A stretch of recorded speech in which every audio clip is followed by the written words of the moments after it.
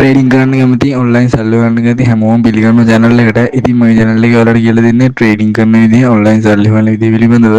trading කරන්න, trading ඉගෙන ගන්න, course එකක් කරන්න සල්ලි නැති කට්ටියට තමයි මේ channel එක පටන් ගත්තේ. ඉතින් එහෙම කැමති කට්ටිය channel එකත් එක්ක setලා ඉන්න හැමෝම WhatsApp group එකට join වෙන්න. ඒකෙත් මම ගොඩක් දේවල් ඔයාලට උගන්වනවා.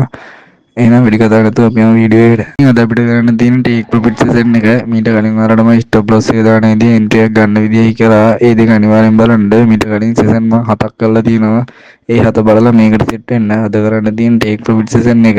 මේක යන්න කලින් ඊතුරු වීඩියෝ 7 අනිවාර්යෙන් බලලා set වෙන්න. නැත්නම් ඔයාලට කිසිම දෙයක් තේරෙන්නේ නැහැ.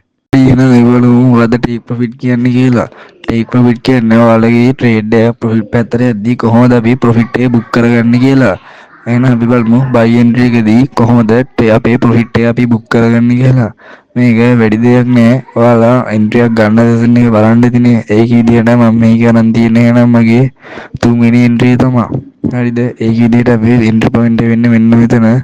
එතන විදිහට අපි ඔයාලට ඉදි කියලා දුන්නා පළවෙනි resistance level එක ඇඳ ගන්න ඕනි කියලා. අපේ trade එක මේ resistance level එක break කරපු ගමන් channel එක break කරපු ගමන් ඔයාලා පළවෙනි resistance level එක ඉඳගෙන අපි එතන වැදිලා මෙන්න මෙතන entry point එකට ආවට පස්සේ අපි entry එක ගත්තාට පස්සේ අපේ trade එක profit පැත්තට යද්දී අපි කොහොමද අපේ profit එක book කරගන්නේ කියලා තමයි අපි බලන්නේ. ඊළඟ බලමු කොහොමද අපේ profit එක book කරන්නේ කියලා. මෙතන තියෙනවා ඔයාලගේ wallet එක කියලා හිතාගන්න. wallet එක කියන්නේ ඔයාලගේ සල්ලි තියෙන එක. wallet කියන්නේ ඉංග්‍රීසියෙන් අපේ මුදල් පසුම්බිය කියන එක. ඔයාලගේ Binance එකේ wallet එක මෙතන තියෙනවා කියලා හිතාගන්න. මේක උදාහරණයක් විදිහට මෙතන ඇදලා තියෙන්නේ. අපේ entry point එක මෙතනින් අරගෙන අපේ trade එකේ run වෙලා ඔයාලගේ පළවෙනි resistance level එක ගාවට ආය යනවා. resistance level වලදී මොකද්ද වෙන්නේ කියලා මම ඔයාලට කියලා දුන්නා. ඉතින් මේක buy entry එක. resistance level එකේ ඉඳලා market එක down වෙන්න තියෙන සම්භාවිතාවය වැඩි. ඒක නිසා අපි resistance level එකට ගියාට පස්සේ අපේ trade එකෙන් 150ක් profit එක book කරගෙන අපේ wallet එකට දා ගන්නවා. ඒවා මම practically ඔයාලට කියලා දෙනවා. ඔයාලා දැනට මේ theory ටික ඔළුවට දාගන්න. නැත්නම් ගොඩක් අමාරුයි මේවා එකපාරට practical කරොත්. පළවෙනි resistance level එකේදී අපේ trade එකේ target 1 එකට ගියාට පස්සේ අපි 150ක් මෙතනින් book කරලා අපේ wallet එකට අපි book කරගන්නවා. එතකොට අපේ trade එකෙන් භාගයක් අපි profit එකක් අරගෙන ඉවරයි. හරි අපේ පළවෙනි target එකට ගියාට පස්සේ ඔයාලගේ මෙහිදී stop loss එක අපි stop loss session එකේදී අපි stop loss එක තිබ්බ මේ හරියන්නේ. අපි stop loss එක අපේ entry එකට ගේන්න ඕනේ. මොකද එතකොට අපේ trade එක resistance level එකේදී අපි අපේ profit එක book කරගත්තනේ. ආයේ අපි trade එක loss පැත්තටවත් මොකද වෙන්නේ? entry එනේ තියෙන stop loss. entry කියන්නේ entry එකට ආපු ගමන් අපි trade එක close කරනවා. එතකොට අර 150 book කරගත්ත අපි wallet එකට දාගත්ත සල්ලි ටික අපේ අතේ ඒවා යන්නේ නැහනේ. ඉතින් මෙතෙන්ට ආවට පස්සේ අපේ කියන්න බෑනේ resistance level එකේ දී මාකට් එක down වෙලා අපේ entry එකටත් පාලට ගිහිල්ලා අපේ stop පරණ stop loss තිබ්බ දෙන වැදුනොත් අපිට loss එක. අපි කරන්නේ පළවෙනි target එකට ගියාට පස්සේ අපේ stop loss එක අපි ගෙන්න ගන්නවා අපේ entry එකට.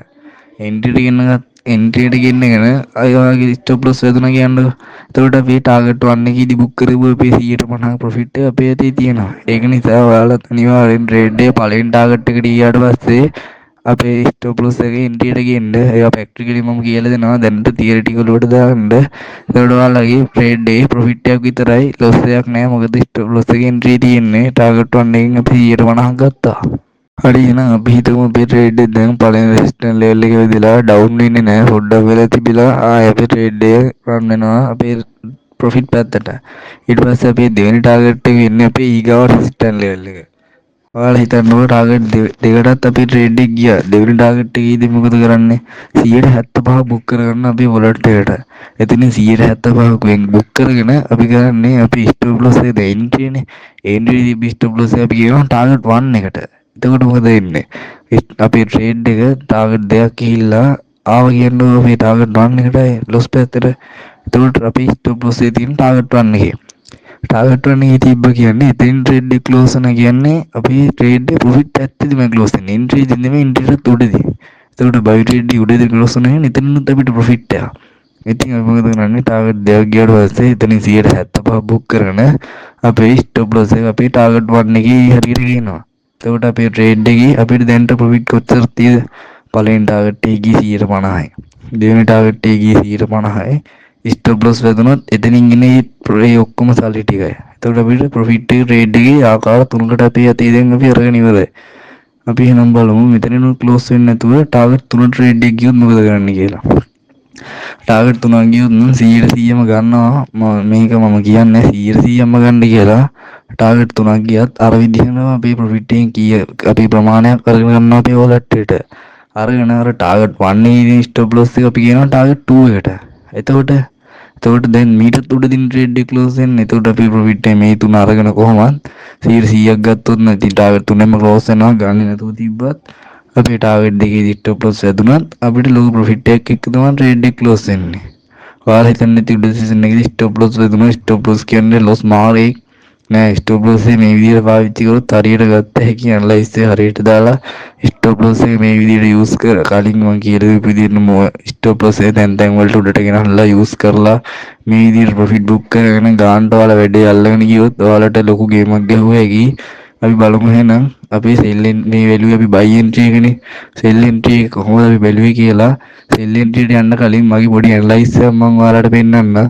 මේ ටික මේ විදිහට ඔයාලා නෝට් එකක් දාලා තියාගන්න. සෙල් එන්ට්‍රියට යන්න කලින් මගේ ඇනලයිස් එක පොඩ්ඩක් බලලා යන්න. ශබ්ද සැලෙන තියනික මුහුදට වඩා වෙරි ඩේන්ජර් මේ මමයි උඹයි නොදන්න දළු පොත පීරපු සුහඳ සුකුමාල ඒන්ජල් ඉබංගලා නැවත්තුවේ ගාමන් කරාද දිවසීම මේ අප විසින් අපිවම පැනසීම උසෙල්ල මේ පොර මම කැමතිම හැබැයි ගතිගුණ අතින් කියන්තීම ලයරමයින් කරාද දිවසීම මේ අප විසින් අපිවම පැනසීම උසෙල්ල මේ පොර මම කැමතිම හැබැයි ගතිගුණ අතින් කියන්තීම. හරි එහෙනම් ඔයාලා මගේ ලස්සන ඇනලයිස් එකක් තමයි බැලුවේ. ඔයාලටත් ඒ වගේ ඇනලයිස් කරන්න මම කියලා දෙනවා. අපි බලමු එහෙනම් කොහොමද සෙල් එන්ට්‍රි එකේදී අපි ට්‍රේඩ් එක ක්ලෝස් කරගන්නේ අපි ප්‍රොෆිට් එක බුක් කරගන්නේ කියලා. මේකෙත් අර විදිහට තමයි මේකෙත් අරන් තියෙන තුන්වෙනි එන්ට්‍රි එක. මෙතනින් එන්ට්‍රි පොයින්ට් එක අරගත්තට පස්සේ අපේ ටාගට් 1 එකට අපේ ට්‍රේඩ් එක රන් වෙලා අපේ ටාගට් 1 එකෙන් ඇවිල්ලා අපි ඒකෙදිත් අර විදිහටම 150 බුක් කරගන්නවා. ඊට පස්සේ අර උඩදී කූවගේ මිහි තියෙන ස්ටොප් ලොස් එක අපි කියනවා අපේ එන්ට්‍රියට. මම උඩදී මේව ගොඩක් ඔයාලට විස්තර කරා ඒක නිසා වැඩි විස්තර කරන්නේ නැහැ. අපේ ස්ටොප් ලොස් එක අපේ එන්ට්‍රියට කියනවා. එතකොට මෙතෙන්දි මේකේ ටාගට් 1 එකේ 150 බුක් කරගත්තා. ඊට පස්සේ මේකෙත් අර විදිහටම දෙවෙනි ටාගට් එකට ආවට පස්සේ අපි 175ක් අපේ වොලට් එකට දාගන්නවා. ඊට පස්සේ මේකෙදි වෙන්නේ සපෝට් ලෙවල් හරිද ඒක ඔයාලා මතක තියාගන්න. සපෝට් ලෙවල් එකේදී මාකට් එක උඩට යන්න තියෙන සම්භාවිතාවය වැඩි නිසා තමයි මේ විදිහට ප්‍රොෆිට් බුක් කරන්නේ. දෙවෙනි ටාගට් එකට ආවට පස්සේ 175 බුක් කරගෙන අපේ ටාගට් 1 එකට අපේ එන්ට්‍රි එක කියනවා. ඊට පස්සේ අපි ටාගට් 3 එකට ගියාට පස්සේ උඩදී වගේම තමයි මම මේවා වැඩියෙන් විස්තර කරන්න ඉස්සෙල්ලා වගේ ටාගට් 2 එකට ආවට පස්සේ ටාගට් 3 එකට ආවට පස්සේ 100%ම කැමති නම් ක්ලෝස් කරලා දානවා. නැත්තම් තව අල්ලන් ඉන්නවා නම් ටාගට් 2 එකේ සපෝට් ලෙවල් එක දාන අපේ එන්ට්‍රි දානවා. දෙවෙනි අපේ එන්ට්‍රි ටාගට් 2 එකට දාලා අපි අල්ලන් ඉන්නවා. ඔයාලට මේ විදිහට ටාගට් ගොඩක් දැම්ම හැකියි. දානෙදී මම ප්‍රැක්ටිකලි කියලා දෙන්න. දැන් තියරිටික ඔලුවට දාගන්න. මේ විදිහට තමයි අපේ ටේක් ප්‍රොෆිට් සීසන් එක ඉවර වෙන්නේ. හැමෝම channel එක subscribe කරලා එකතු වෙලා ඉන්න. එහෙනම් අදට මේ වීඩියෝ නවත්තනවා.